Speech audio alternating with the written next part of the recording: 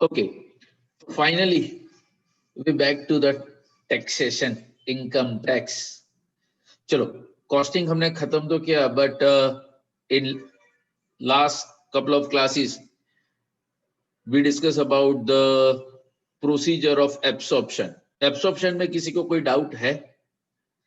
सबसे अगर इजी कोई टॉपिक हो, एंड स्पेशली एमसीक्यू जो टीवाई का है, अगर वही पैटर्न से अगर आपका भी एमसीक्यू एग्जाम हुआ, that is a 15 question 2 marks each, तो मेरे हिसाब से simultaneous equation and absorption, absorption, simultaneous equation and under absorption, over absorption, ये तीन हॉट फेवरेट क्वेश्चन है कि हाँ वो 2-2 मार्क के लिए हो सकता है। कि जिस तरह से आपको डायरेक्ट लेबर आर रेट या तो सिर्फ मशीन आर रेट या लेबर कॉस्ट रेट, कोई भी एक ही ऑप्शन हो, सारे ऑप्शन हो ऐसा जरूरी नहीं है, बट कोई अगर एक ही ऑप्शन से अगर हमें सॉल्व करना है तो it is a question of a 2 marks, क्योंकि वहां पे तो आंसर दिया ही होता है, वहां पे हमें कोई फेयर टेबल ड्रॉ नहीं करना है। In case of absorption rate में सिर्फ एक चीज दिमाग में रखनी है कि ओवरहेड को जो भी उसका बेस है, जो भी उसका बेस है, whether it is a labor cost or a labor hour or a machine hour, और मैंने आपको वीडियो लेक्चर में बताया भी था, पहले वहां पे material cost and prime cost भी होता था, तो factory overhead divided by material cost. Voice नहीं आ रही है? आ रही है? हाँ रीमा आ रही है सर। सर आ रही है। तो मैसेज में किसका आया? रीमा का ही। अच्छा, हाँ वो जो ईयरबड्स जो कान में डालोगे ना वो निकालना भूल गए। हाँ तो कब का यूट्यूब ही बजे जा रहा है। ओके, तो जो मैं एमसीक्यू की बात कर रहा था, सेकंड ईयर वालों के, थर्ड ईयर वालों के साथ रोज कांड हो ही रहा है। 9 बजे एग्जाम स्टार्ट होता है, 9:30 बजे तक लॉगिन नहीं होता है, ग्रुप के अंदर 100-150 मैसेज आते, भाई किसी का लॉगिन हुआ कि नहीं हुआ। तो आपके साथ भी ये सब कुछ होने वाला है, तो be prepared. Sir MCQ exam होगा कि नहीं? कंफर्म होगा दिसंबर के एंड में, ऐसा सुना है, अब तक कुछ फाइनल हुआ नहीं है तो भाई एग्जाम के डेट्स क्या है। एक बार वो फाइनलाइजेशन यानी कि अगर फ्लोर पे आया, क्योंकि टीवाई में से अगर वो बाहर आएंगे तो सेकंड ईयर के बारे में कुछ सोचेंगे, एग्जाम होगा वो कंफर्म है। तो mid semester point of view अगर मेरे 2 पेपर की बात करूं, that is the costing and taxation. Costing का सिलेबस आपका था यूनिट 1 एंड 2, एंड वो फुल फ्लेज हम कंप्लीट कर चुके हैं। सॉरी, लेबर के अंदर कपल ऑफ न्यू थिंग्स है पेम्पलेट के अंदर, कुछ ज्यादा नया नहीं है।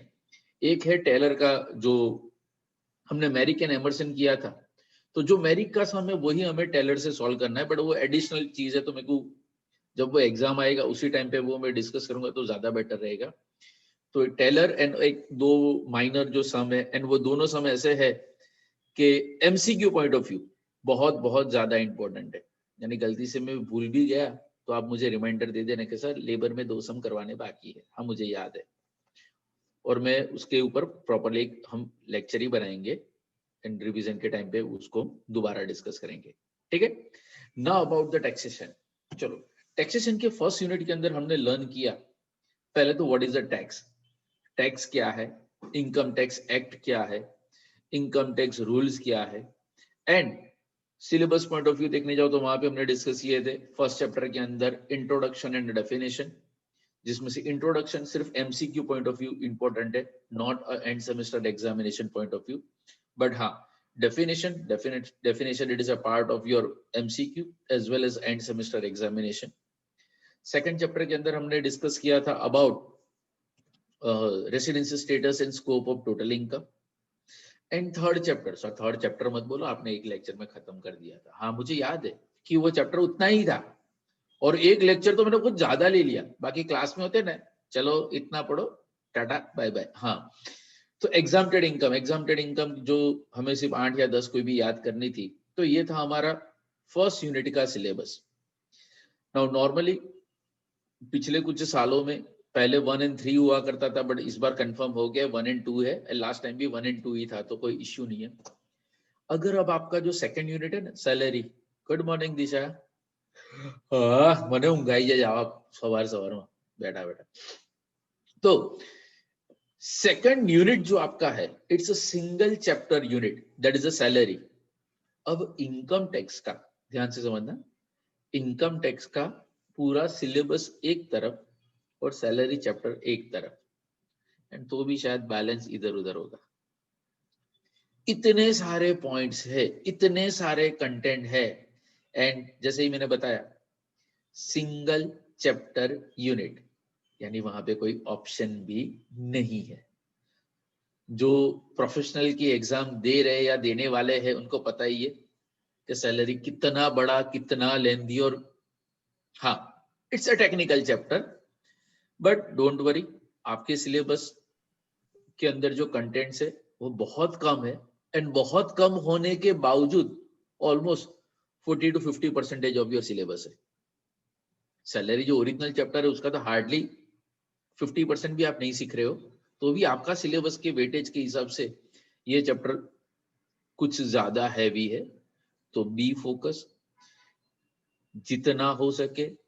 अब इनकम टैक्स को एंड में खत्म करने का पर्पस यही था कि हाँ वो टैक्स के जो रूटीन में जो आना चाहिए वो आप वापस आ जाओ। कॉस्टिंग तो कभी भी आप लेके बैठ जाओगे, 3 एग्जांपल देखोगे, अच्छा रिपीटेड में क्या करना था, लेबर में क्या करना था, फीफो लिफो में क्या करना था, वो हमें पता होगा, ये सभी बताएगा। देखो कौन बताएगा, Yashvi? Yes sir, good morning. Morning. Costing में तो कोई इश्यू नहीं है ना नहीं अब तक जो पढ़ा है ना? चलो simple weight, simple average rate हम कैसे ढूंढते थे? ओ सर આવી इज्जत ના કરો ને, મારો તો કેમેરો બી ઓન છે, લોકો જોશે ને હસશે. કોણ હસ્યું? દિશા હશે. દિશા આન્સર આપશે જો એને ખબર છે. દિશા बताओ बेटा, શું બોલો? सिंपल एवरेज रेट कौन से यूनिट में आता था पहले, तो वो क्वेश्चन। मटेरियल में। अरे हाँ चलो चैप्टर तो बता। ओके कैसे ढूंढते थे हम? सर सबके सब रेट को टोटल करना and divided by number of rate. सबके सब नहीं मतलब जो उससे पहले वो जो बैलेंस में होते थे ना, हाँ rates दैट इज द को, हाँ। डिफरेंस, क्योंकि सब रेट का टोटल करके डिवाइड करोगे तो हमें मिलता था periodic rate, and balance rate का टोटल करके डिवाइड करोगे तो मिलेगा हमें सिंपल एवरेज रेट। हाँ बस, तो देखा ना, अभी 2 मिनट का अगर आप रिवाइज करोगे तो कॉस्टिंग तो रिवाइज हो जाएगा। बट हमरा कौन इज्जत काढ़ी आपको? कौन है मेरे स्क्रीन पे? देखो 2 लोगों ने तो कैमरा ऑफ कर दिया, मेरे जो स्क्रीन पे ऑन था ना वो भी। अब्बास। अरे यार सर नाम याद हो भी प्रॉब्लम थे। पर्सन याद है कुछ? क्या सर? पर्सन पता नहीं सर। આવું ના બોલી સાહેબ, ખબર છે તો બોલ ને। पता नहीं। पर्सन में कितनी कैटेगरी थी? 2 3 7। चलो चलो नंबर ऑफ कैटेगरी तो पता है, चलो तो कौन कौन सी 7 कैटेगरी थी वो?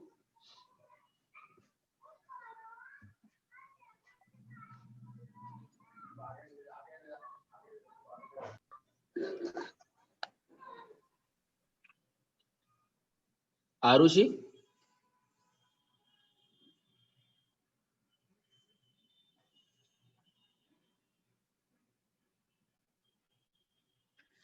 हाँ तो रीमा थोड़ा जोर से पढ़ ले, चल पढ़ ही रहे हो तो। Morning sir. मॉर्निंग। हाँ कौन कौन सी कैटेगरी थी? Individual HUF form and individual and association of body, local authority and artificial judiciary person. गड़बड़ किया बट ओके चलो चलेगा, अभी के लिए काफी है। हाँ तो टैक्सेशन की अगर मैं बात करूं तो अब तक हमने क्या सीखा? Let me share your screen now. अगर यूनिट 1 की बात करूं तो यूनिट 1 के अंदर सबसे हमने पहले वर्ड सीखा था, वर्ड टैक्स, कि what you mean by term tax. उसके बाद हमने डिस्कस किया about income tax act, so what is the income tax act as well as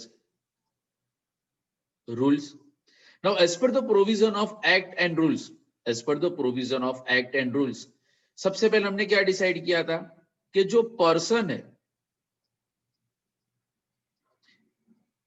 अगर वो पर्सन एसएससी है एंड उसके पास जो रिसिप्ट है, अगर वो रिसिप्ट को अगर हम इनकम कहते हैं, and if that income of a previous year is chargeable to tax in an assessment year on the basis of his residential status, on the basis of his residential status and subject to,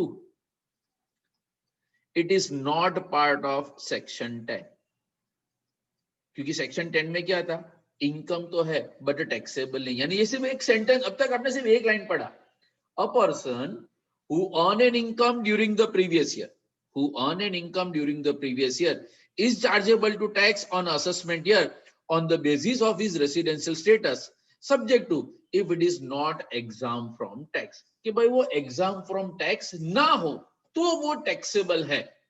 चलो यानी income है वो हमें पता लग गया unit 1 के अंदर, वो टैक्सेबल है वो भी हमें यूनिट 1 के अंदर पता लग गया.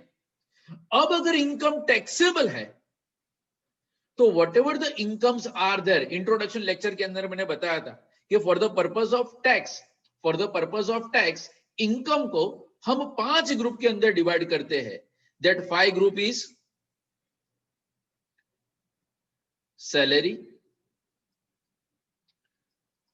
House property, business profession, capital gain and other sources. These are the 5 heads of income. 5 head यानी कि इनकम है, टैक्सेबल भी है, तो ये ऑलवेज ये 5 में से कोई एक कैटेगरी में आनी चाहिए. सैलरी वो हमारा यूनिट 2 है, हाउस प्रॉपर्टी वो हमारा यूनिट 3 है, house property and other sources, and business profession and capital gain ये हमारा unit 4. Means all the 5 heads of income, all the 5 heads of income, it is a part of your syllabus. And कोई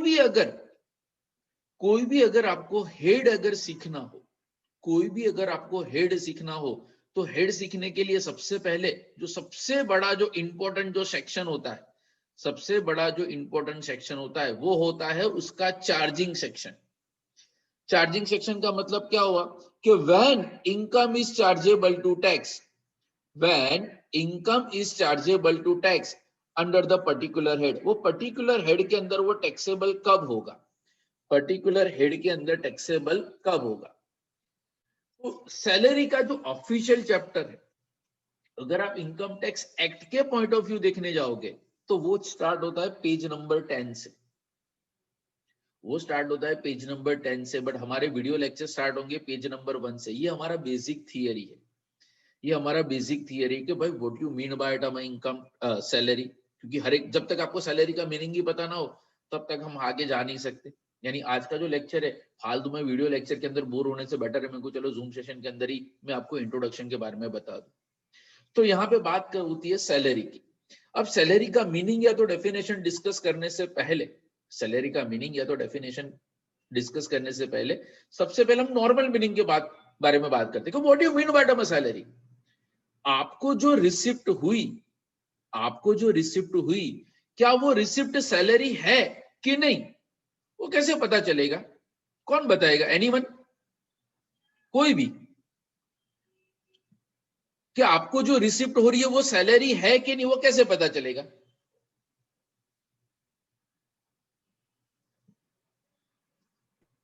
salary slip.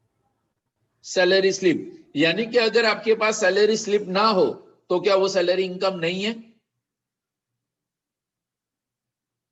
हाँ sir, ये वो भी नहीं गए एकदम.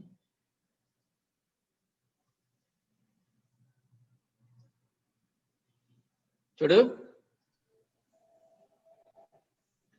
नहीं खबर सर तो हमें पता कैसे चलेगा. वही तो मैं तो वो तो क्वेश्चन कर रहा हूं कि वो पता कैसे चलेगा हमें जो मिल रहा है वो सैलरी है कि नहीं. तो हम टैक्स उसके हिसाब से भरेंगे ना. पहले क्या डिसाइड होता है, मैंने क्या बोला है, सबसे पहला स्टेप क्या होता है, रिसिप्ट. कि चलो मेरे पास जो कैश आया, सपोज मान लो मुझे 10,000 रुपए मिले, पहले तो मुझे वो चेक करना है कि ये 10,000 रुपए इनकम है कि नहीं, कि हाँ चलो 10,000 इनकम तो है। अब इनकम है तो मुझे नेक्स्ट स्टेप वो डिस्कस करना है या तो चेक करना है कि weather it is a taxable or not. चलो हमने चेक कर लिया कि भाई ये टैक्सेबल तो है। अब अगर टैक्सेबल है तो हमें चेक करना है कि ये 5 में से कौन से ग्रुप में आता है। तो सैलरी के ग्रुप में कब, बिजनेस प्रोफेशन, जैसे कि फॉर एग्जांपल आपका ही एग्जांपल ले लो, आपने यूविल में या आपने मुझे यहाँ पे निजामपुरा आके 20,000 रुपए फीस का पेमेंट का चेक दिया, क्या वो फीस मेरे लिए इनकम है कि नहीं? यस और नो? यस। ओके, टैक्सेबल है कि नहीं? हाँ है। है। ना। अब मुझे ये बताओ कि आपने जो मुझे 20,000 दिया, क्या वो सैलरी है? नो। नो। हाँ, यार इसका मतलब आपको पता है कि सैलरी क्या होता है। अब मुझे बताओ तो सैलरी क्या है? कोई सर्विस प्रोवाइड करता है, उसके बदले में सैलरी मिलती है। मैं आपको जो पढ़ा रहा हूं, weather it is a service provided और नॉट? यस। और ये 20,000 मुझे उसके बदले में ही मिले कि नहीं? हाँ सुना। हाँ हाँ आज की जो बोली सर वो। भूलती आम देगी। तो हाँ, तो ये 20,000 सैलरी हुआ कि नहीं हुआ? जरा कंफ्यूज ना करो सर। ना सर। हाँ सैलरी तो नहीं है तो हाँ, तो अब मुझे बस वही बेसिक डिफरेंस फाइंड आउट करो। चलो मैं अपना एक दूसरा एग्जांपल देता हूँ। 15 साल पहले भी मैं इनकम टैक्स ही पढ़ाता था, बट प्लेटफॉर्म अलग था। मैं वहां पे गर्ल्स कॉलेज या मेन बिल्डिंग के ऊपर मैं इनकम टैक्स का लेक्चर लेता था, एंड वो लेक्चर लेने के बदले में अगेन मुझे यूनिवर्सिटी ने 20,000 दिए, बस तो सैलरी है। तो वो सैलरी और ये सैलरी नहीं है, तो वो दोनों के बीच का बेसिक डिफरेंस क्या है? Try to find out. वहां पे आप किसी के अंडर में काम कर रहे थे। वहां पे मैं अल्लाह। किसी के अंडर में काम कर रहा था और यहाँ पे मैं नहीं। नहीं, चलो नहीं, कुछ मिसिंग है।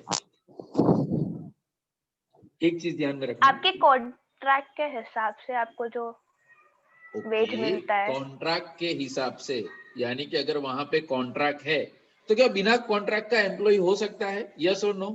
नहीं, नो। मतलब कोई भी जॉब या कुछ भी होता है तो एक पर्टिकुलर मतलब पहले ही आपको एक बोलते हैं ना कि अच्छा, ओके ओके। आपके घर पे भाई आती है मेड? यस। हाँ, आके आप उनको पेमेंट करते हो? और सर ऑफिशियल की बात कर रहे थे। अरे in the eyes of income tax there is a no difference between the word official and unofficial. Illegal income is also deducted and chargeable to tax.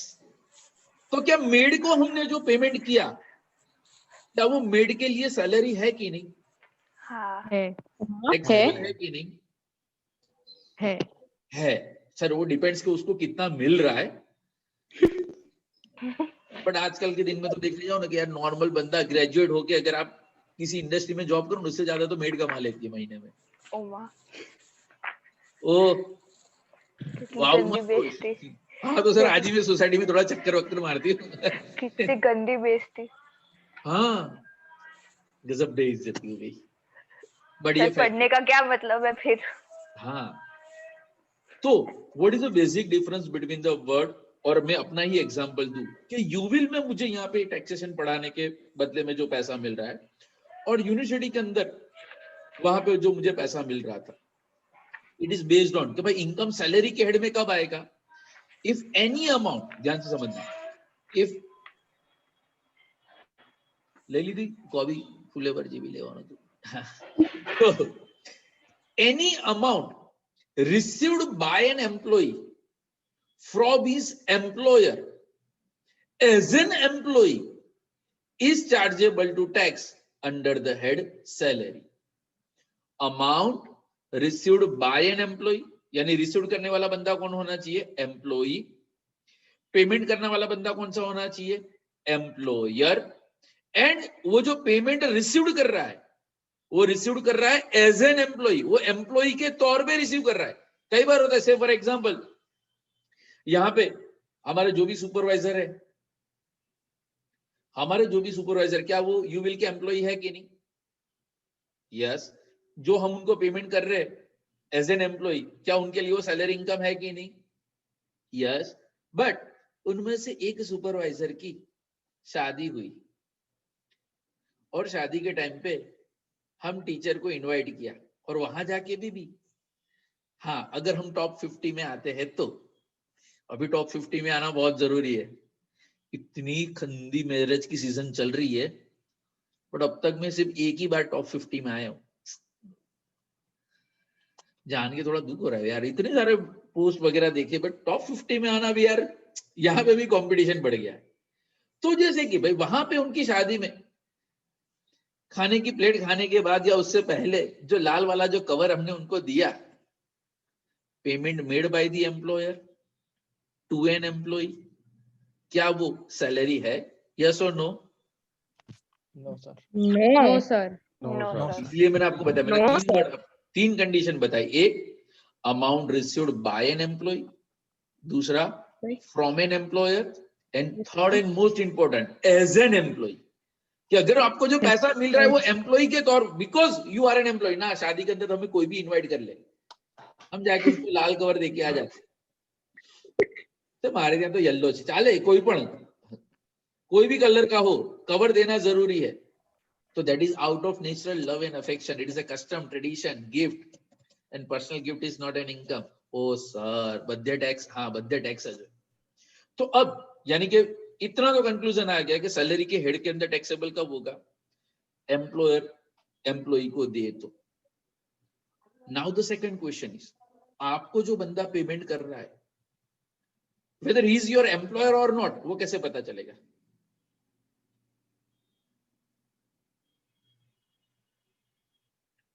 The recipient and pair के बीच में अगर employer employee का relationship है तो it is taxable under that salary, यानी salary के head के लिए एम्प्लॉयर एम्प्लॉई का रिलेशनशिप होना जरूरी है। तो हाउ टू फाइंड आउट कि whether the person who is paying is your employer? Any written or oral agreement? अभी वापस back to the point, made वाला। हमारे घर में जो मेड है, हम उनके एम्प्लॉयर है, वो हमारे एम्प्लॉई। और यहाँ पे आप अपना एग्जांपल ले लो कि आपने मुझे फीस का पेमेंट किया, क्या आप मेरे एम्प्लॉयर हो? माई बाप हो, कस्टमर तो भगवान होते हैं।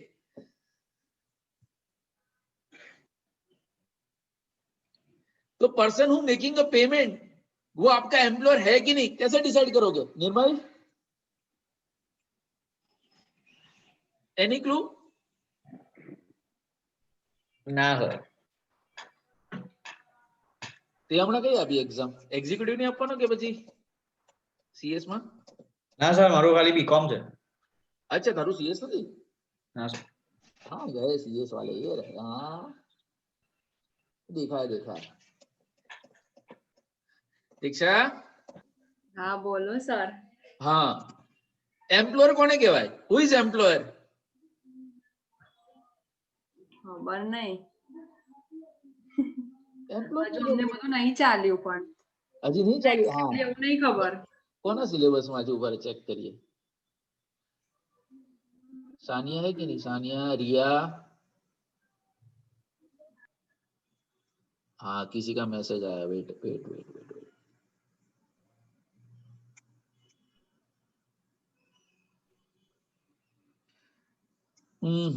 ना कोई बताएगा?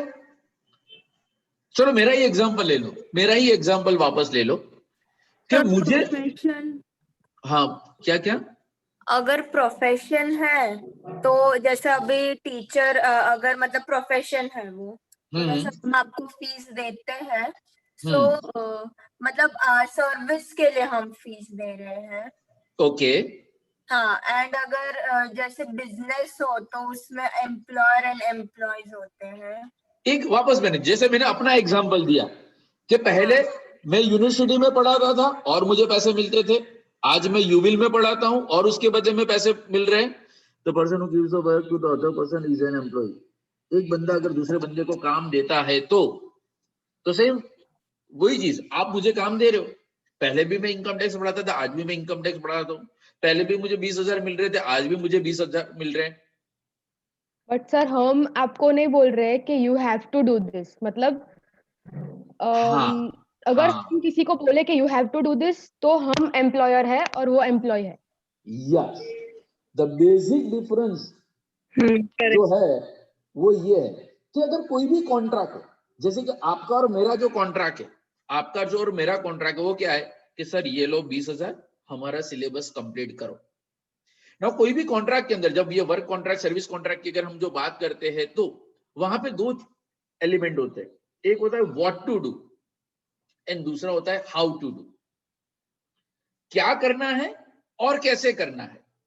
नाउ इन अवर कॉन्ट्रैक्ट, यानी आपके और हमारे बीच का जो कॉन्ट्रैक्ट है, क्या करना है वो आपने बताया कि sir this is the fees for SY BCom all subject, this is the fees for SY BCom practical paper, this is the fees of income tax paper. हम आपको पैसे दे रहे हैं, आपको इनकम टैक्स का सिलेबस कंप्लीट करना है, यानी सिलेबस, काम क्या करना है वो आपने डिसाइड किया, that is what to do. But how to do, वो कैसे कंप्लीट करना है वो कौन डिसाइड करेगा, वो मैं डिसाइड करूंगा। But if what to do and how to do, both the things are decided by single person, तो he is your employer।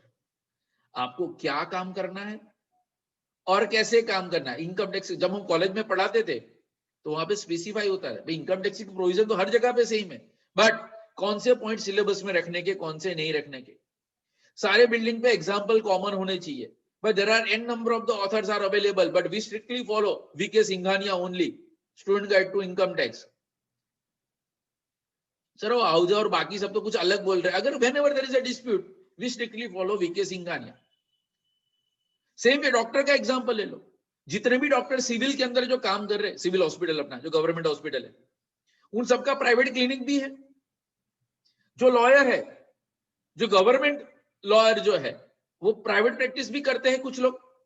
तो कहने का मतलब जहां पे what to do and how to do, both the things decided by one person is your employer।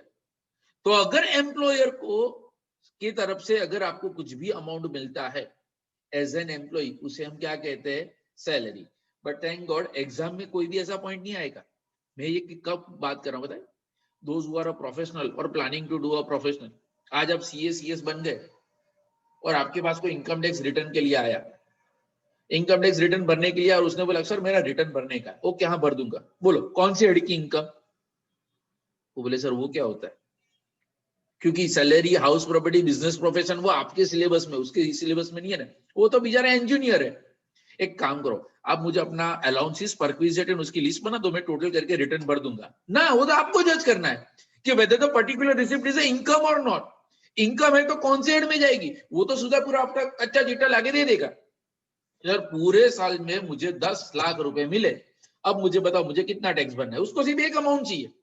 तो ये provision तो आपको याद रखनी पड़ेगी, आपको चेक करना पड़ेगा whether it is a professional receipt और अ सैलरी इनकम। यानी if any amount received by an employ from his employer as an employ is chargeable to tax under the head salary. चलो यानी employer employ relationship पता लग गया। Okay, दूसरा यहाँ पे पॉइंट है basis of charge. Basis of charge क्या है कि इनकम सैलरी की अगर मैं बात करूं, स्पेशली सैलरी के चैप्टर में, कि income is chargeable to tax on a due और receipt whichever is earlier. Due और receipt whichever is earlier, जो बेसिस ऑफ चार्ज है, इसका मतलब क्या हुआ, ध्यान से समझना, बहुत गंदी चीज है, इसकी वजह से बहुत सारे लोगों की लग जाती है। ड्यू एंड रिसिप्ट, ड्यू का मतलब क्या हुआ, anyone, Jahnavi, outstanding, right to receive, yes, right to receive और एंटाइटल। जैसे कि आपने एक महीना काम किया, आपने कहीं पे भी एक महीना काम किया, तो आपको उसका सैलरी मिलना चाहिए। You are entitle for an salary, but as per the employment contract. देखना, आपके फादर अगर किसी के भी पेरेंट्स अगर जॉब करते हैं, तो जैसे ही 1 तारीख को उन्होंने जॉब स्टार्ट किया, आज 30 तारीख हुई, क्या 30 तारीख को पैसा घर पे लेके आते हैं? ना, पहली तारीख को लेके आते हैं। हाँ सर, गवर्नमेंट वाले को तो पहली तारीख को क्रेडिट हो जाता है, कुछ को पहली को मिलता है, किसी को 5 को, किसी को 7 को। एंड यहाँ पे कुछ पेरेंट्स ऐसे यहाँ पे ऐसे भी होंगे, सर लॉकडाउन की वजह से पिछले 2 महीने का सैलरी नहीं मिला। यस, तो there is a difference between the word due and receive. अब ध्यान से समझना, अगर मान लो 12 महीने आपने काम किया, 12 महीने का आपने काम किया, means 12 month salary is due and you are receiving the salary on the 5th or 7th day of the next month and आपको वो 12 महीने की सैलरी मिल गई, नॉट एन इश्यू, कोई प्रॉब्लम है ही नहीं। 12 मंथ काम किया, 12 मंथ की सैलरी मिल गई। But now the question is, you work for a 12 month, you work for a 12 month, यानी सैलरी कितने पीरियड की ड्यू हुई? सैलरी कितने पीरियड की ड्यू हुई? Salary due for a 12 month, salary due for a 12 month। But employer ने आपको सिर्फ 10 महीने का सैलरी दिया है, एम्प्लॉयर ने आपको सिर्फ 10 महीने का सैलरी दिया, 2 महीने का salary because of lockdown and Covid उन्होंने पेमेंट नहीं किया है। तो when we file the income tax return, जब इनकम टैक्स की बारी आएगी तो हमें टैक्स किसके ऊपर भरना है? 10 मंथ की सैलरी के 12 मंथ? 10 के 12? 10 months. 10 months. 10th मंथ के लिए। Okay, 12 months. मैंने क्या 12 months. बताया? Salary is chargeable to tax on due और रिसिप्ट whichever is earlier, दोनों में से जो पहले होगा वो। यशवी, हाँ, तो कहने का मतलब आपने सैलरी ड्यू हुई 12 महीने की, सैलरी ड्यू हुई 12 महीने की एंड रिसीव्ड हुई 10 महीने में, तो कोई प्रॉब्लम नहीं है। 10 महीने का सैलरी ड्यू एंड रिसीव्ड, तो वो तो कोई क्वेश्चन नहीं है। But 2 month salary is due but not received, तो आपको सैलरी की इनकम कितनी कैलकुलेट करनी है? 10 मंथ के 12 मंथ, 12 मंथ, 12 महीने की सैलरी टैक्सेबल होगी। एमसीक्यू के लिए ये पूछ सकते ऐसा क्वेश्चन, यही सिचुएशन आपको दी होगी कि work for a 12 month and received for a 10 month with amount पर 10,000 पर मंथ है, तो इस ग्रॉस सैलरी इज 1 lakh, 1,20,000, खाली 20,000 और नन ऑफ द अबव, ऐसा करके। तो पता चल गया ड्यू एंड का मतलब। ओके, एक स्टेप उसके भी आगे, कि आपने काम किया 12 महीने, आपने काम किया 12 महीने, यानी सैलरी ड्यू कितनी हुई? 12 मंथ, सैलरी ड्यू कितनी हुई? 12 मंथ। बट घर में कोई बीमार था या किसी की शादी थी या by whatever the reason, 2 month salary you take as an advance. होता है हाँ। अगर आप एम्प्लॉयर को रिक्वेस्ट करो कि सर अभी थोड़ा फैमिली में प्रॉब्लम है या by whatever the reason, sir अगर आप 1 महीने का मुझे एडवांस दे दे, 2 महीने का advance they they, and employer वो अगर जेन्युइन रीजन है तो वो अलाउ करते भी है। तो आपने काम कितना किया? 12 मंथ। आपने काम कितना किया? 12 मंथ। तो सैलरी ड्यू कितनी हुई? 12 मंथ। बट आपको सैलरी मिला कितने महीने का? 14 मंथ। 12 महीने काम किया, वो सैलरी तो मिला ही मिला, प्लस 2 मंथ एक्स्ट्रा। अब मुझे बताओ सैलरी टैक्सेबल कितना होगा? 12 मंथ के 14 मंथ?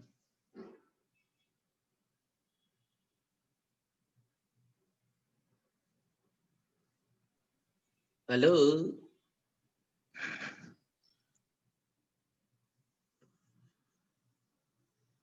कोई ना अनम्यूट नहीं करते, ले इज्जत थी कहिए तो ना। 12 के 14 सर 14 मंथ पूछ रहे हो कि बता रहे हो? बता रहे हो सर। हाँ, नहीं वो टोन से तो मुझे वो पता नहीं चला कि whether it is a question or answer. Yes, 14 month salary is chargeable to tax. यानी दो भी हम लिखते हैं computation of income, assessment year, previous year it's a period of 12 month etcetera. But salary के चैप्टर के अंदर yes, income of a 12 month or more than 12 month may be a chargeable to tax, यानी कि advance salary is taxable. Okay, किसी को arrears के बारे में पता है? Arrears of salary?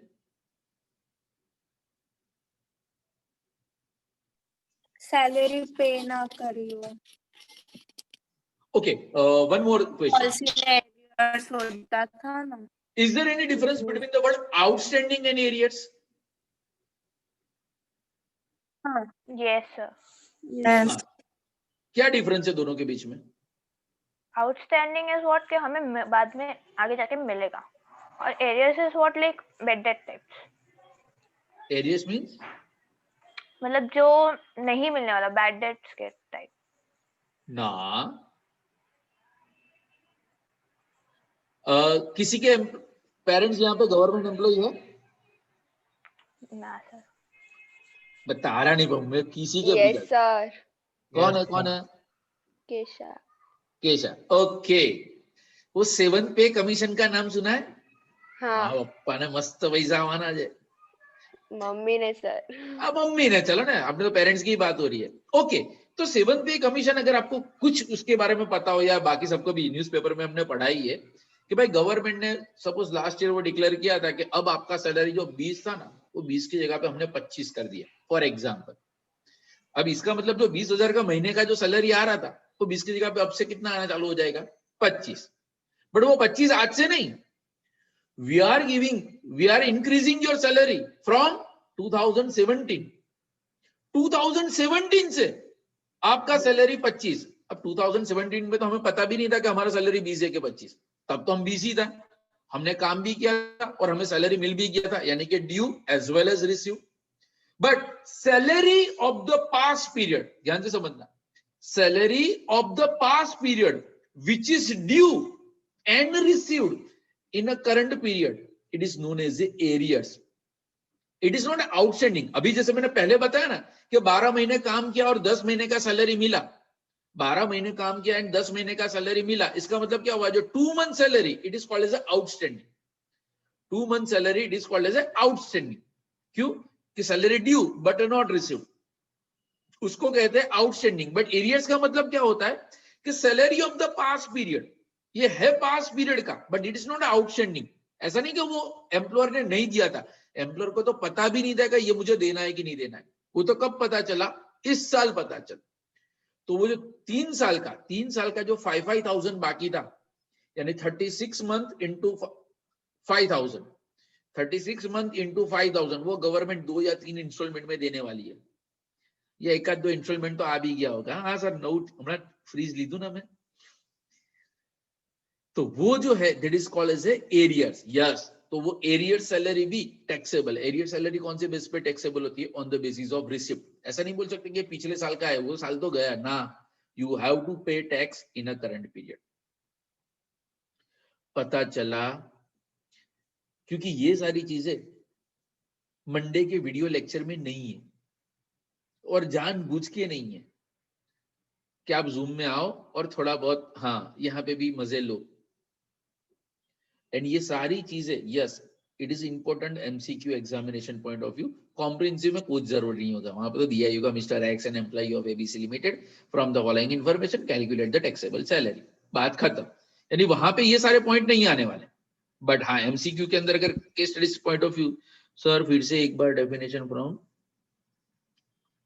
अच्छा कौन सा? एरियर्स एंड उसकी बात करिए। हाँ, आउटस्टैंडिंग का मतलब क्या हुआ? आउटस्टैंडिंग का मतलब वापस मैं बता दूं, आउटस्टैंडिंग यानी कि due but not received. Outstanding का मतलब हुआ ड्यू बट नॉट रिसीव्ड। जबकि एरियर्स का मतलब क्या हुआ? It's a salary of past period, it's a salary of past period but due and received and or due and received in a current previous year. Clear? Okay, now अब हमारा officially practical portion की अगर मैं बात करूं तो अब ये जो चैप्टर है ना, ये चैप्टर को आप 3 ग्रुप के अंदर डिवाइड कर सकते हो। एक मिनट, ये चैप्टर को एग्जामिनेशन पॉइंट ऑफ व्यू आप तीन ग्रुप के अंदर डिवाइड कर सकते हो। एक होता है डिफरेंट फॉर्म ऑफ सैलरी,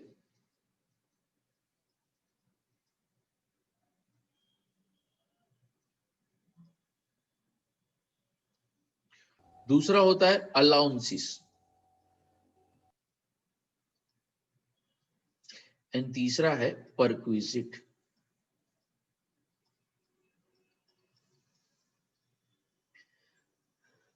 आपका मंडे का लेक्चर स्टार्ट होगा यहां से। दो it is called as a different form of salary, different form of salary यानी कि सैलरी, बट सैलरी के अलग अलग नाम। जैसे भाई वेजिस सैलरी वो तो पता लग गया, but advance salary, yes it is a salary. Arrears of salary, yes it is also called as a salary. तो मेनली यहाँ पे हम डिस्कस करने वाले हैं सारे रिटायरमेंट बेनिफिट्स। मेनली हम यहाँ पे डिस्कस करने वाले हैं retirement benefits and having a weightage of 15 marks। जिनके पास अगर पैम्पलेट होगा, तो अगर आप चेक करोगे ना यूनिवर्सिटी पेपर सेट, तो उसमें ऐसा होता है कि 12 से 15 मार्क का एक क्वेश्चन होता है, 12 से 15 मार्क का एक क्वेश्चन होता है, और उसके ऑप्शन के, क्योंकि एक ही चैप्टर है, 5-5 मार्क के 3 क्वेश्चन है। तो जो 5-5 मार्क के जो 3 क्वेश्चन है ना, वो आपको यहां से मिलेंगे फर्स्ट पार्ट में से। एंड 15 मार्क के लिए तो पूरा चैप्टर ही है, एक सिंगल सम। अगर ये 3 मिलाओगे तो इससे हम कहेंगे 15 मार्क सम, जिसमें different form of salary, allowances and perquisite, ये तीनों आ जाएगा। जबकि 5-5 मार्क के, और अगर एमसीक्यू पॉइंट ऑफ व्यू देखने जाओ तो मैक्सिमम फोकस यहाँ पे होगा, मैक्सिमम फोकस ये डिफरेंट फॉर्म ऑफ सैलरी के ऊपर होगा। क्लियर? चलो, before I discuss the particular one by one items, anyone, what is the difference between the word allowance and perquisite, or meaning of the term allowance and perquisite?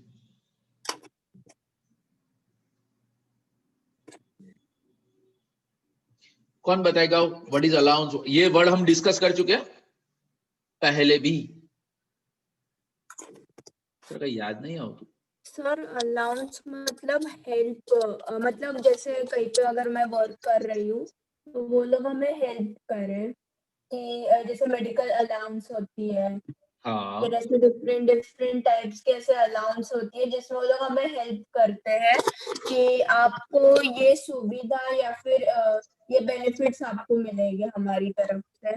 Okay, का employees का वो अंदर से मतलब उनको हो कि ये अच्छा है, ये कंपनी अच्छी, तो हम इधर ही रहे। तो परक्विजिट क्या होती है? परक्विजिट वैसा ही कुछ होता है। इसलिए मैंने पूछा कि दोनों के बीच का डिफरेंस क्या होता है। अच्छा सर, हाँ, अलाउंस एक मतलब ફિક્સ્ડ ટાઈપ ઓફ અમાઉન્ટ જેવું હોય કે મતલબ કે મેડિકલ છે તો દે વિલ ગિવ યુ મતલબ અમાઉન્ટ ફિક્સ હોય, જેમ કે અલગ અલગ કંપનીઝની હોય. એક કંપનીમાં હોય કે 10,000 રૂપીસ સુધી અમે તમને મેડિકલ આપી શકીએ છીએ, but perquisite is like you can claim all the money from the company. All the money તો ના જ કહેવાય, બટ ઇટ ફિક્સ નથી હોતી કે યુ કેન ક્લેમ. तो एक बेसिक जो डिफरेंस है ना वो है यहाँ पे फिक्स, जबकि ये होता है हमारा variable. Yes, and another and most important part, क्या अलाउंस का मतलब क्या हुआ? अलाउंस का मतलब हुआ फिक्स मॉनेटरी बेनिफिट,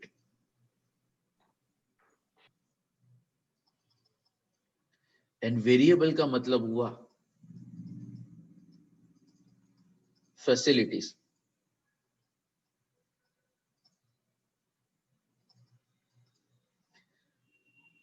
जैसे कि अभी आपने जो एग्जांपल दिया medical allowance and medical facility, अब ये दो का बीच का डिफरेंस क्या है? जैसे कि यहाँ पे अपना एलएमबी का एग्जांपल ले लो और रिलायंस का एग्जांपल ले लो, वहां पे जो एम्प्लॉई है तो वहां पे उनका खुद का क्लिनिक है, खुद की हॉस्पिटल है, तो वहां पे अगर एम्प्लॉई या एम्प्लॉई के अगर फैमिली मेंबर को अगर कुछ हुआ, ओएनजीसी है, खुद की हॉस्पिटल में जाके वहां पे एडमिट हो जाना है। और उनको कुछ वहां पे पेमेंट नहीं करना होता, और पेमेंट करना भी होता है तो वेरी नेग्लिजिबल, तो इसको बोलते हैं मेडिकल फैसिलिटी। एंड दूसरा क्या होता है, अलाउंस का मतलब हर महीने आपको 5,000 10,000 मेडिकल के लिए दिया जाएगा। House rent allowance, house rent allowance का मतलब क्या होता है, आपको मकान अगर आप रेंट पे हो या खुद का हो, एचआरए आपको मिल जाएगा 10,000 के अंदर आपको एकोमोडेशन मेंटेन करना है। अगर नहीं हुआ तो भी अमाउंट रिमेन फिक्स। तो fix monetary benefit it is known as a allowance. जबकि परक्विजिट का मतलब क्या हुआ, परक्विजिट का मतलब हुआ फैसिलिटीज, बेनिफिट्स। बट वो हमारा second and third part of the chapter है। तो जो मंडे का जो वीडियो लेक्चर आप देखने वाले हो, कितना टाइम हुआ, हाँ टाइम है, मंडे का जो आप वीडियो लेक्चर देखने वाले हो, चलो उसका हम ग्राउंड क्लियर कर दे। तो नोटबुक सब निकाल लेना, हाँ अभी लिख मोना बगाड़ीस लखू पड़ से।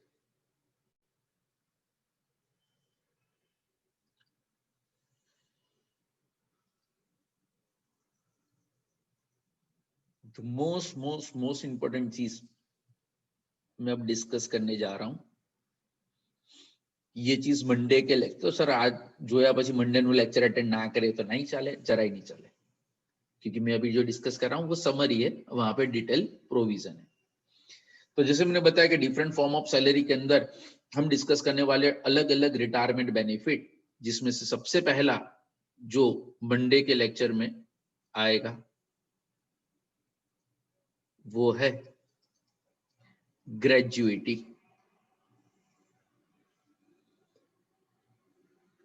ग्रेजुएटी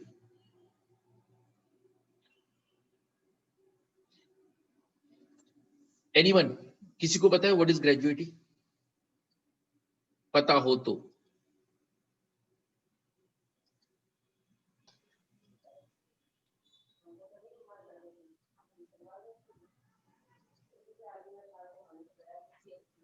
रिटायरमेंट बेनिफिट હોય છે ને, वो तो मैंने पहले ही बता दिया।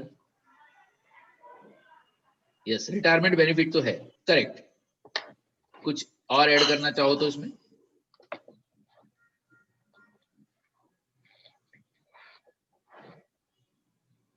Gratuity, yes, it's one of the retirement benefit, and ये होता है one kind of monetary award. जो ग्रेजुएटी होता है उसका जो नेचर होता है वो होता है one kind of monetary award, कि अगर एक ही एम्प्लॉयर के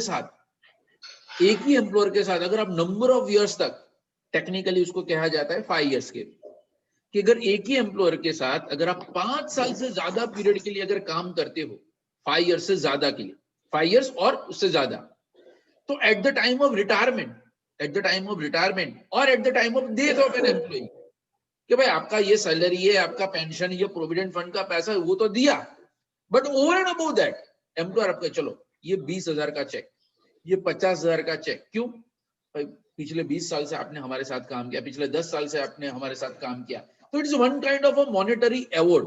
ग्रेजुएटी क्या होता है, वो मॉनेटरी अवार्ड होता है। अगेन ग्रेजुएटी आपको मिलेगा या नहीं मिलेगा, इनकम टैक्स उसके अंदर कोई रोल नहीं है। There is a separate act, the payment of the gratuity act 1972, वहां पे ग्रेजुएटी कब मिलेगा, किसको मिलेगा, कितना मिलेगा, वो सारी प्रोविजन वहां पे डिस्कस की है। हमें यहाँ पे क्या डिस्कस करना है कि अगर एम्प्लॉय को कोई ग्रेजुएटी मिला, अगर कोई एम्प्लॉय को ग्रेजुएटी मिला, तो whether it is a taxable or not. तो हम यहाँ पे बात करने वाले हैं about taxability of the gratuity.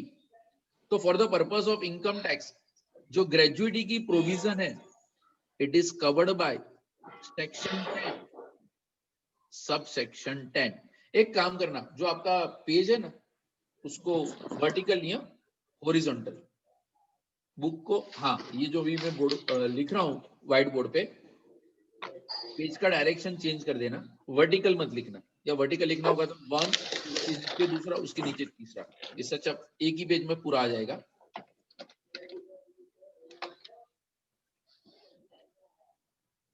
तो एग्जाम्प्टेड इनकम के चैप्टर के अंदर भी ग्रेजुएटी पॉइंट था, और मैंने वहां पे ये स्किप किया था, क्यों? क्योंकि मैंने आपको वहां पे बताया था कि ये चीज हम डिटेल में डिस्कस करने वाले हैं आने वाले यूनिट्स के अंदर, तो वो यूनिट्स अब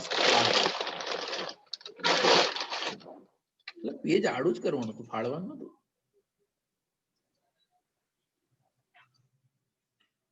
किसी ने ऐसा फाड़ दिया ऐसा लगा। हाँ, तो for the purpose of gratuity employ को 3 ग्रुप के अंदर डिवाइड किया जाता है।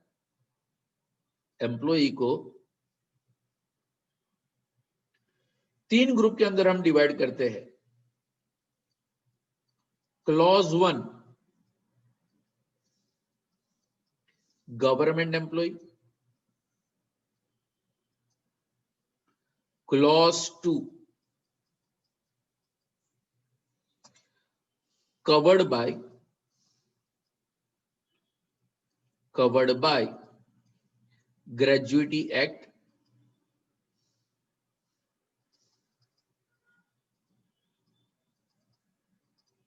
and तीसरा अदर एम्प्लॉय। अदर यानी कौन से कि वो गवर्नमेंट भी नहीं है और वो पेमेंट ऑफ ग्रेजुएटी एक्ट के अंदर भी नहीं आते। ओके, ये जो मैंने लिखा है government employee covered by the payment of gratuity act and other employee, ये इंफॉर्मेशन क्वेश्चन के अंदर दी होगी। जैसे mister X an employ of excise department, income tax department or central government employee, state government employee, तो ये information होगी। Mister X an employ of ABC limited which is covered by the payment of gratuity act, तो ये information भी होगी। यानी अगर मान लो एग्जाम्पल में गवर्नमेंट या तो कवर्ड के बारे में इंफॉर्मेशन ना हो, सीधा एग्जाम्पल कि भक्ति एन एम्प्लॉय ऑफ यूविल क्लासेस, दैट्स इट। सर वो गवर्नमेंट में आवे कि कवर्ड में आवे ना, no such information are available, तो वो कौन से कैटेगरी में आएगी? अदर एम्प्लॉय के अंदर। यानी government and covered by payment of gratuity act के लिए सम के अंदर इंफॉर्मेशन होगा, बट अदर एम्प्लॉय के लिए no such information are available. Clear? अगर गवर्नमेंट एम्प्लॉय को ग्रेजुएटी मिलता है तो वहां पे नीचे लिख देना फुल्ली एग्जाम्ड। फुल्ली एग्जाम का मतलब क्या हुआ? Not taxable.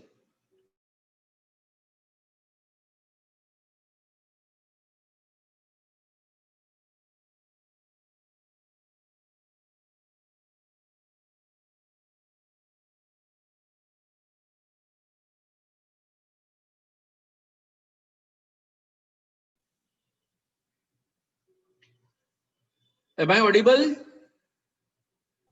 Yes, sir.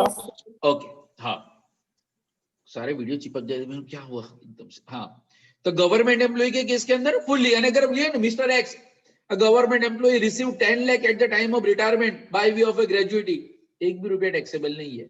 वो 10 लाख हो, 10 करोड़ हो, कितना भी मिले, यानी गवर्नमेंट एम्प्लॉय के लिए fully exempt. But in case of payment of gratuity act, in case of payment of gratuity act, amount of, हम जो बात कर रहे हैं ना, हम यहाँ पे जो बात कर रहे हैं ना, वो बात कर रहे हैं नॉट टैक्सेबल की। एग्जाम्पशन का मतलब क्या हुआ? कितना टैक्सेबल नहीं है। इसका मतलब हम जो डिस्कस कर रहे हैं वो टैक्सेबल नहीं है, इसका मतलब बाकी जो बच गया वो टैक्सेबल है। इसके माइक में से इतनी आवाज आ रही है, प्लीज म्यूट योरसेल्फ। ओके, तो यहां पे अब सेकेंड कैटेगरी में लिखना, इसका मतलब होता है W/L। इसका मतलब हुआ which ever is less. Exam में भी ये मेंशन करना है, विच एवर इज लेस, यानी कि यहां पे 3 कंडीशन है और 3 कंडीशन के अंदर जो मिनिमम अमाउंट होगा, 3 कंडीशन के अंदर जो मिनिमम अमाउंट होगा वो नॉट टैक्सेबल, वो नॉट टैक्सेबल। तो पहला, actual amount received,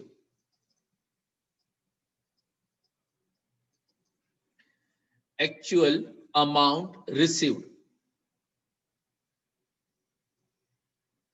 second, statutory limit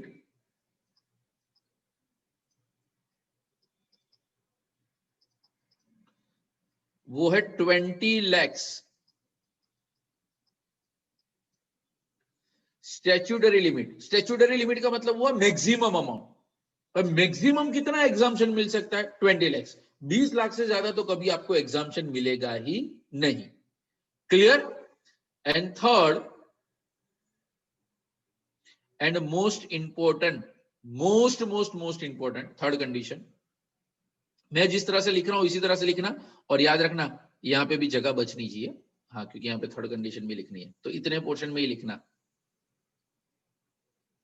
15/26 into salary into completed years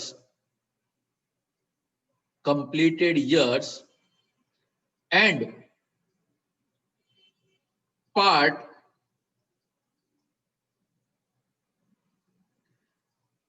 in excess of 6 months।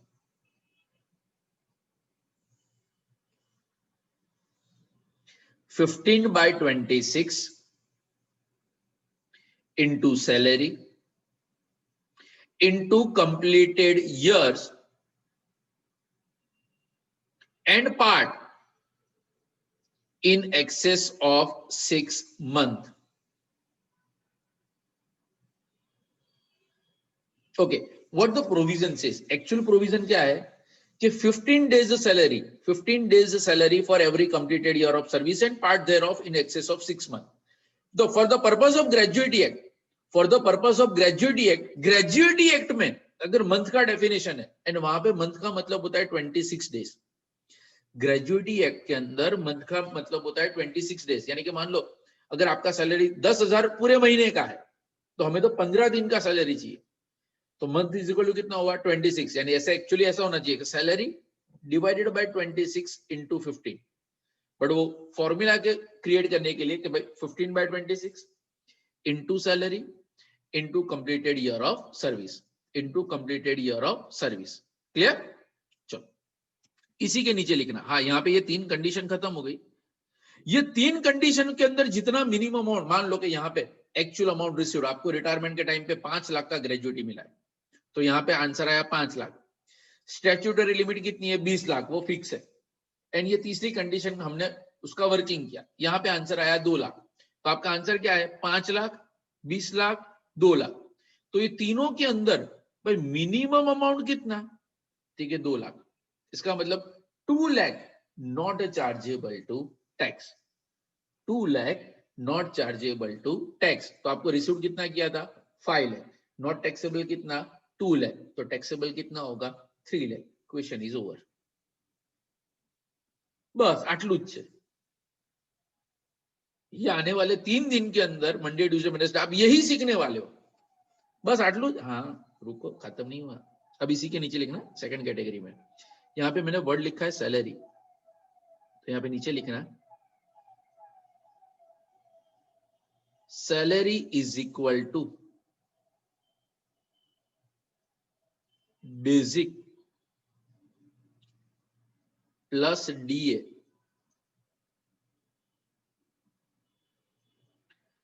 at the time of retirement।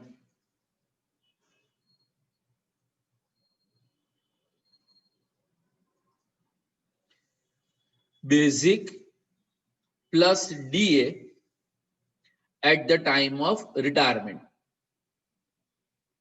Basic plus DA at the time of retirement। जब आप retire हुए, suppose मान लो कि आज मैंने यूविल से रिजाइन किया, या तो मेरी एज की वजह से मुझे रिटायर कर दिया गया, तो इन दैट केस आज जो मेरा बेसिक होगा, आज का बेसिक एंड मेरा जो डियरनेस अलाउंस होगा, वो 2 का टोटल मुझे यहां पे लेना है।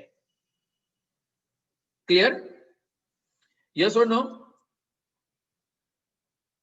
ओके, अगेन यहां पे ये इंपॉर्टेंट चीज है, completed year of service and part thereof. अब कंप्लीटेड ईयर ऑफ सर्विस का मतलब क्या हुआ? कंप्लीटेड ईयर का मतलब मान लो कि मैंने जॉब स्टार्ट किया था 1/1/2011 को 1/1/2011 को। एंड आज कौन सी डेट है मुझे नहीं पता, 17 ओके, तो 18/12/20। चलो मुझे सर्विस का पीरियड बताओ तो 1/11 to 18/12,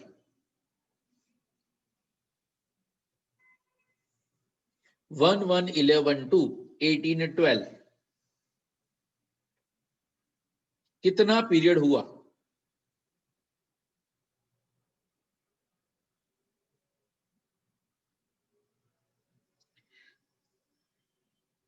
बीच में वो आया था ना स्नैप के अंदर फिल्टर, हाँ डेट ऑफ बर्थ डालो कि you are how many years ने डेज ने मंथ ने आवर्स ने सेकंड्स तक कितना ओल्ड थे आप। हाँ ये वो वाला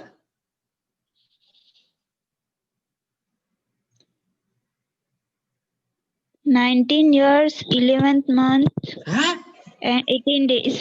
19 years So 2011 to 19 years, 11 months ऐसा and cool, 18 बेटा days. यही शांत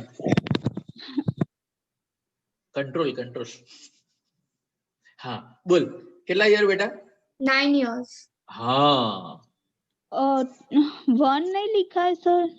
मैंने तो 1/1/11 लिखा है। हाँ सर अपनी स्क्रीन पर क्या कचरू चौंटेलो हाँ तो 9 years एंड कितना हुआ? 18 days. 11 months 18 days. 18 days. and 18 days. हाँ 9 years 11 month and 18 days। तो अब यहाँ पे मैंने क्या लिखा है? Completed year. तो कंप्लीटेड ईयर कितने हैं? 9 and part in excess of 6 month, यानी कि अगर fraction of the year 6 month से ज्यादा हो, इन एक्सेस ऑफ 6 महीने से ज्यादा हो, it is considered as a year, it is considered as a years. तो यहाँ पे हम कितना मल्टीप्लाई करेंगे? 15/26। मान लो आज का मेरा सैलरी है 15,000, तो इंटू करेंगे 10 नॉट 9। Got the point? अगर आपका सैलरी, आपका पीरियड है, सर्विस का पीरियड 9 इयर्स, यहां पे मैं लिखता हूं नेक्स्ट स्क्रीन के अंदर इस तरह से 9 years plus 11 month plus 18 days, तो आंसर कितना आएगा? 10 इयर्स। फॉर्मूला के लिए हम कितना लिखेंगे? 10 इयर्स। बट अगर मान लो ऐसा है 9 years plus 1 month plus 0 days, तो यहाँ पे कंप्लीटेड इयर्स कितने होंगे? 9 years. Okay 9 years plus 6 month plus 0 days, 10 years. 9 years. 9 के 10 9. 9 years 6 month, यानी कि 6 month it is not in excess of 6 month, 6 month is not in excess of 6 month, तो answer कितना आएगा? 9. But 9 years plus 6 month plus 1 day, 10. 10. Yes. अब provision पता लग गई। वो इन एक्सेस ऑफ 6 मंथ का मतलब क्या हुआ कि अगर पीरियड 6 महीने से ज्यादा है तो हमें कंप्लीटेड ईयर लेना है, अगर 6 मंथ से कम है तो हमें कंप्लीटेड ईयर नहीं लेना है। क्लियर? तो ये एक और आपका एमसीक्यू बन गया। ओ सर अभी भी इज्जत कर, हाँ हम तो सर तीनों कंडीशन रट्टा मार के गए थे और वहां पे पूछा ही है, चलो find out the completed year. Income tax है बाबू, कुछ भी पूछ सकते। डन? चलो थर्ड कंडीशन, अब थर्ड कैटेगरी में, सॉरी। तो यहां पे भी whichever is less, whichever is less, first two conditions are remain same, first two conditions are remain same. Actual amount received. Second, statutory limit. But statutory limit कितनी है? वही 20 lakhs. Statutory limit कितनी है? 20 lakhs. But it's a change in a third condition. अब act में condition क्या है वो मैं बता दूं. एक्ट में लिखा है 15 days एवरेज सैलरी. ध्यान से समझना. 15 days average salary for every completed year of service.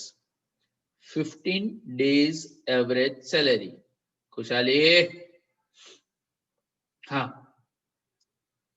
बेटा, यहां से एक मार्क इधर से उधर कहां चला जाएगा ना तो पता नहीं चलेगा. यानी अब से जब तक टैक्स खत्म नहीं होता एक भी जूम सेशन मिस मत करना.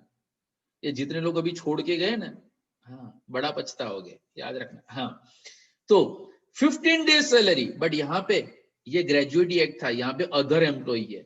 And as per the income tax act, अगर इनकम टैक्स एक्ट में अगर आप मंथ का डेफिनेशन देखोगे ना तो इनकम टैक्स एक्ट में मंथ का मतलब होता है 30 डेज. मंथ का मतलब होता है 30. वो 29 31 नहीं, month is equal to 30 days. तो मैंने क्या बताया 15 डेज सैलरी. तो 15 upon 30, तो 15 upon 30 की जगह पे हम क्या लिखेंगे, half into average salary, half into average salary into completed years.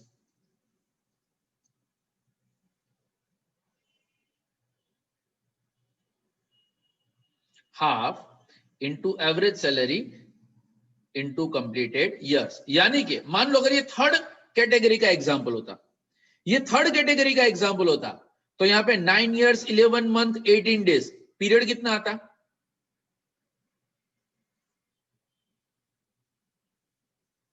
Completed year कितना? 9. कंप्लीटेड कंप्लीटेड कंप्लीटेड कंप्लीटेड ये देखना नहीं है. यानी कि अगर ऐसा होता ना कि 9 years 11 month 29 days, तो भी हमें कितना लेना है? 9 years. बस सब में पढ़ना था क्या, कवर्ड बाय और नॉट कवर्ड बाय. 9 का 10 गए, पता चला. ओके. दूसरी चीज देखो, यहां पे मैंने क्या वर्ड लिखा था, सैलरी. यहां पे वर्ड क्या लिखा है, average salary. Okay. Average, average का मतलब क्या हुआ, it's a sum of certain number divided by that number. It's a sum of. हाँ तो एवरेज सैलरी, तो एवरेज है सैलरी का, यानी पहले तो सैलरी ढूंढना पड़ेगा. तो जैसे यहां पे हमने सैलरी का मीनिंग लिखा था, सैलरी का मतलब क्या था, basic plus DA at the time of retirement. Basic plus DA at the time of retirement. तो यहां पे salary is equal to, salary is equal to basic plus DA forming. ऐसा ही लिखना, मैं बताता हूं डीए फॉर्मिंग क्या है. Plus DA forming plus fix percentage of commission,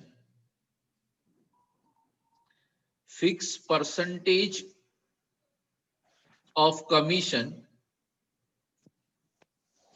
on sales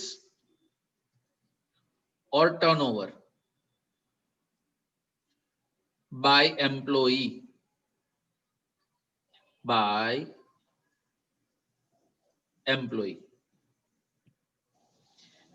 Basic plus DA forming part plus fixed percentage of the commission on sales or turnover achieved by the employee. And खत्म नहीं हुआ. ये जो salary था ना, तो salary में मैंने क्या लिखवाया, basic plus DA forming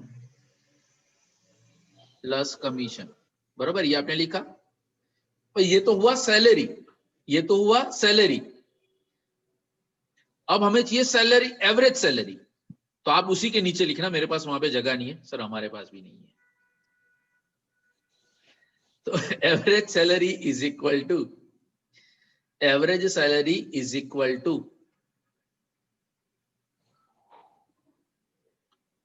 salary of 10 month divided by 10, salary of 10 month divided by 10। अब मैंने बोला सैलरी ऑफ 10 महीने, कौन से 10 महीने?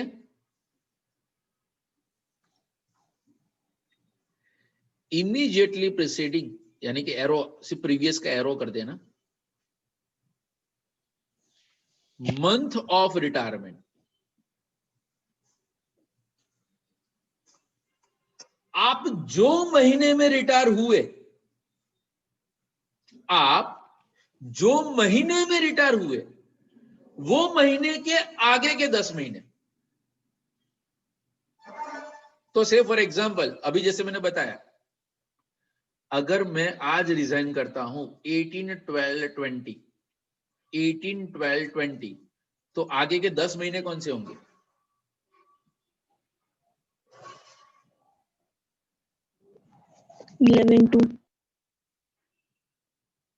आगे के प्रीवियस पहले के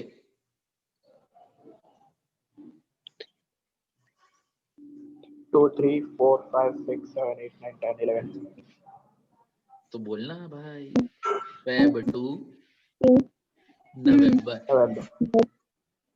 Feb to November, ये 10 महीने। Got the point? बट मान लो अगर आप रिटायर हुए हो 18/5/20,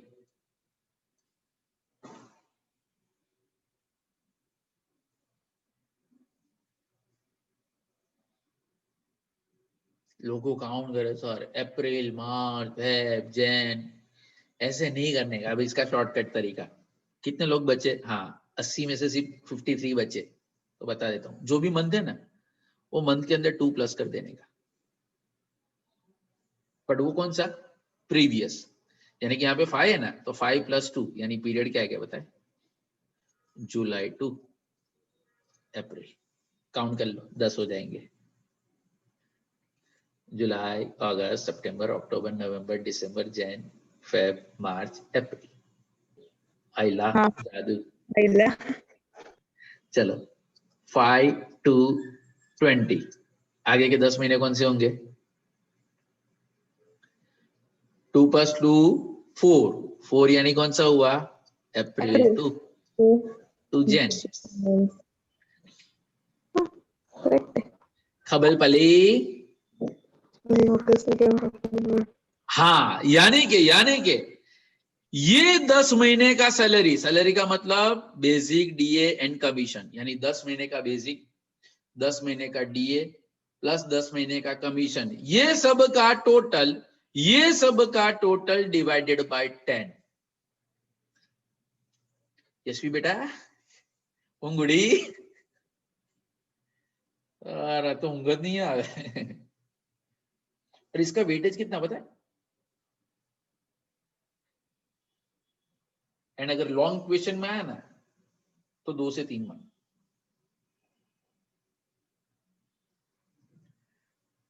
ये पूरा कंसेप्ट क्लियर?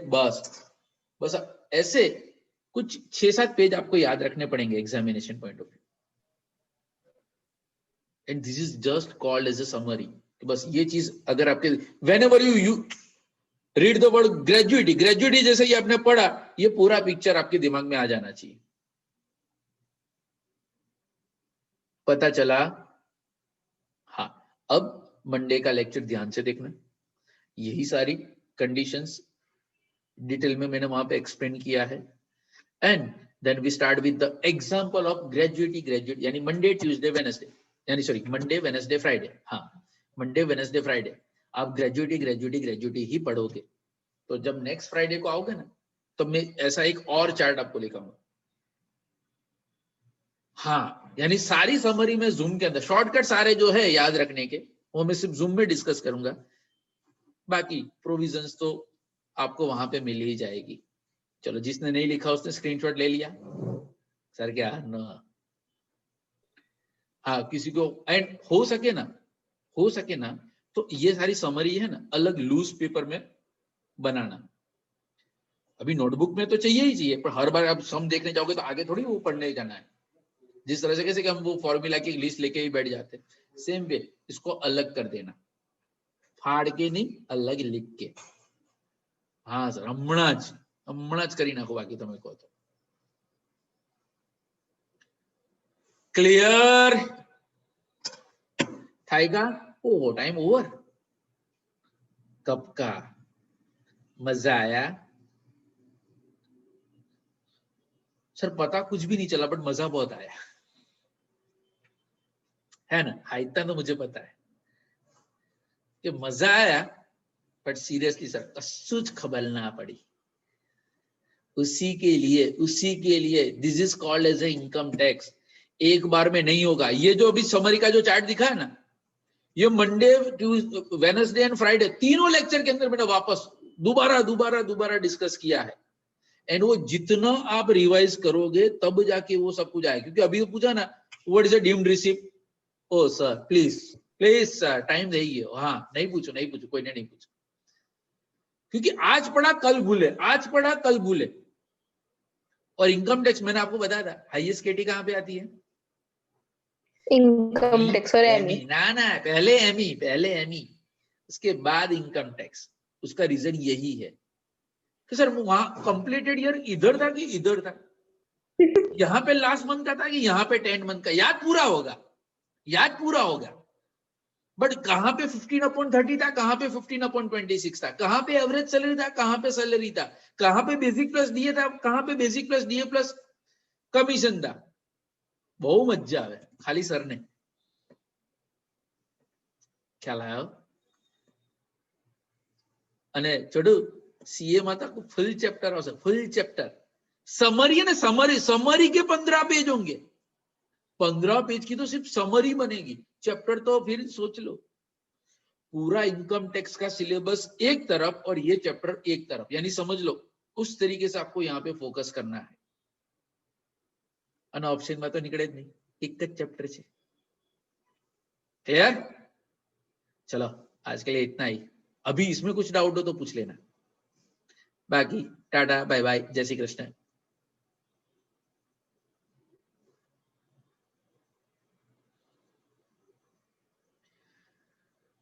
છે ગઈ માર્કેટ में कोई? Left left left left left left left